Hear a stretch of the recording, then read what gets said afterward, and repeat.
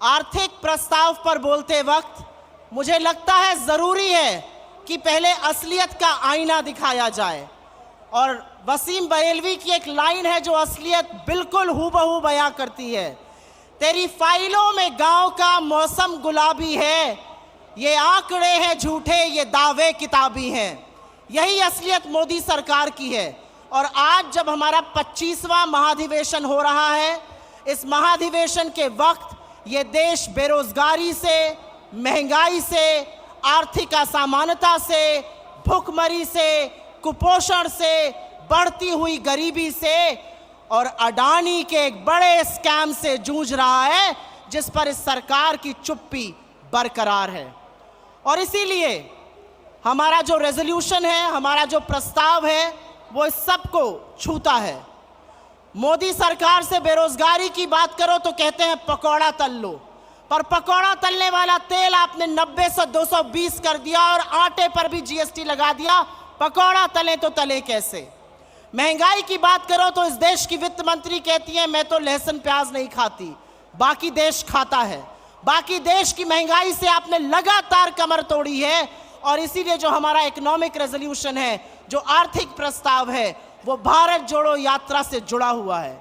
जब राहुल जी भारत जोड़ो यात्रा कर रहे थे, जब वो कन्याकुमारी से कश्मीर कबीर 4000 किलोमीटर पैदल चल रहे थे, तो वो अजनबियों को गले लगा रहे थे, वो लोगों के आंसू पोंछ रहे थे, लेकिन वो युवाओं के टूटे हौसले इस देश के बिखरे सपने को भी बटोरने का, जोड़ने का काम कर रहे थे। और वही हमारी रेजोल्यूशन का पार्ट है। हम आर्थिक असमानता कम करने पर प्रतिबद्ध हैं, हम भुखमरी को खत्म करने पर प्रतिबद्ध हैं, हम रोजगार बनाने पर प्रतिबद्ध हैं, हम महंगाई को नियंत्रण में लाने पर प्रतिबद्ध हैं।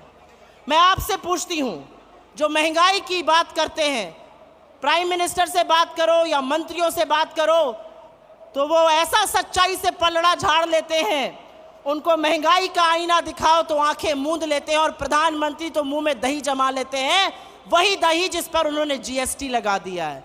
यह देश महंगाई से जूझ रहा है, इस देश की आय कम हुई है, बेरोजगारी ज्यादा, और इसीलिए महंगाई एक बहुत बड़ी भयावह समस्या हमारे सामने बनकर खड़ी है। क्या कुछ किया नहीं जा सकता है महंगाई को लेकर? बहुत कुछ किया जा सकता है। क्या महंगाई खत्म नहीं हो सकती है? क्या पेट्रोल डीजल का दाम नियंत्रण में नहीं आ सकता? आ सकता है। लेकिन यह सरकार मुनाफाखोरी करना चाहती है, ये पैसा बनाना चाहती है, आपकी जेब पर डाका डालना चाहती है, इसलिए महंगाई को खत्म करने का नाम नहीं ले रही। मैं आर्थिक असमानता पर बात करूंगी। 1% देश के पास 40% संसाधन है। 1% देश के पास अगर 40% संसाधन है, तो अडानी जी के महास्कैम के बारे में कौन बात करेगा? एक व्यक्ति जिसको आपने 609 नंबर से दूसरे नंबर पर लाकर विश्व के सबसे अमीर लोगों की सूची में बिठा दिया, आज वो आक्षेपों के घेरे पर है। उनके ऊपर गंभीर आरोप है। उनके ऊपर आरोप है स्टॉक मार्केट में हेरा फेरी करने का, उनके ऊपर आरोप है पैसा बनाने का, उनके ऊपर आरोप है बेनामी संपत्ति का। आपने उनको मोनोपोली दी पोर्ट में, एयरपोर्ट में, कृषि में, खाद्य में, सीमेंट में, रिन्यूएबल एनर्जी में। लेकिन जब आज उनके आक्षेप सामने आए हैं, आरोप सामने आए हैं, तो प्रधानमंत्री का गला सूखने लगता है। और जब राहुल जी उनसे लोकसभा में और हमारे अध्यक्ष उनसे राज्यसभा में सवाल पूछते हैं, तो उनके कांपते हाथों से वो पानी पीते हैं। लेकिन एक भी संस्थान उनके खिलाफ एक्ट नहीं करता है। कहां है सेबी, कहां है आरबीआई, कहां है डायरेक्टरेट ऑफ रेवेन्यू इंटेलिजेंस, कहां है ईडी, कहां है इनकम टैक्स, कहां है एसएफआईओ, कहां है एमसीए? एक शब्द नहीं बोला जाता है अडानी के खिलाफ। दुनिया भर के संस्थान, दुनिया भर के मार्केट्स, दुनिया भर के बैंक उनके खिलाफ एक्शन ले रहे हैं, लेकिन हमारे देश में उनके खिलाफ एक्शन नहीं लिया जाएगा। और मैं उत्तर प्रदेश से आती हूं और वहां पर एक लाइन है, जब सैया भय कोतवाल तो डर काहे का, और यही असलियत है।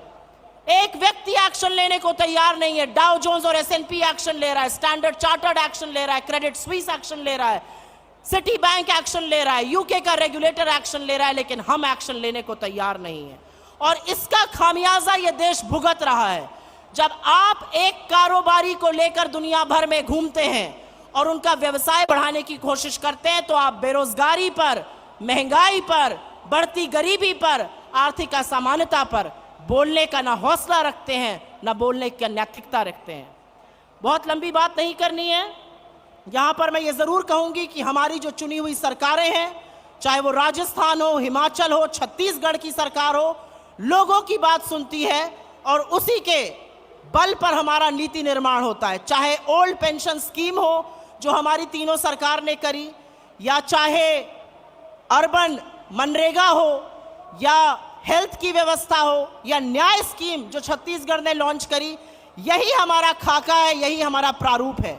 यूपीए की सरकार ने 2004 से 14 के बीच में 27 करोड़ लोगों को गरीबी की सीमा रेखा से निकाला था और 23 करोड़ लोगों को गरीबी की सीमा रेखा के नीचे वापस ढकेलने का काम मोदी सरकार ने किया है। तो मैं अंत में सिर्फ इतना कहूंगी कि 1991 में एक बहुत बड़ा परिवर्तन हुआ था, इकोनॉमिक लिबरलाइजेशन हुआ था इस देश में, और आज वक्त आ गया है एक नई सोच का, एक नई आशा का, एक नई उम्मीद का, जो भारत जोड़ों से जग रही है, जो कांग्रेस के इस मंच से जग रही है, जो हमारे नेताओं से जग रही है। युवाओं को रोजगार देना हमारा परम कर्तव्य है। और अगर आप मुझसे पूछिए कि नंबर 1 टू नंबर 10 क्या प्राथमिकता होनी चाहिए सरकार की, तो रोजगार, रोजगार, रोजगार और महंगाई को खत्म करना होना चाहिए। युवाओं की बात करना इसलिए जरूरी है क्योंकि कहते हैं तलवारों की धारों पर इतिहास हमेशा बनता है, जिस ओर जवानी मुड़ती है उस ओर जमाना मुड़ता है। इसीलिए युवाओं की बात करनी जरूरी है, महिलाओं की बात करनी जरूरी है, खेतिहर मजदूर की बात करनी जरूरी है, किसान की बात करनी जरूरी है, और उसी का खाका हमारा इकोनॉमिक रेजोल्यूशन तैयार करता है। हम प्रतिबद्ध हैं सबको, और हम आशा और विश्वास करते हैं कि जनता हमारा साथ देगी और हम जो करना चाहते हैं जनता के लिए वो जरूर करेंगे।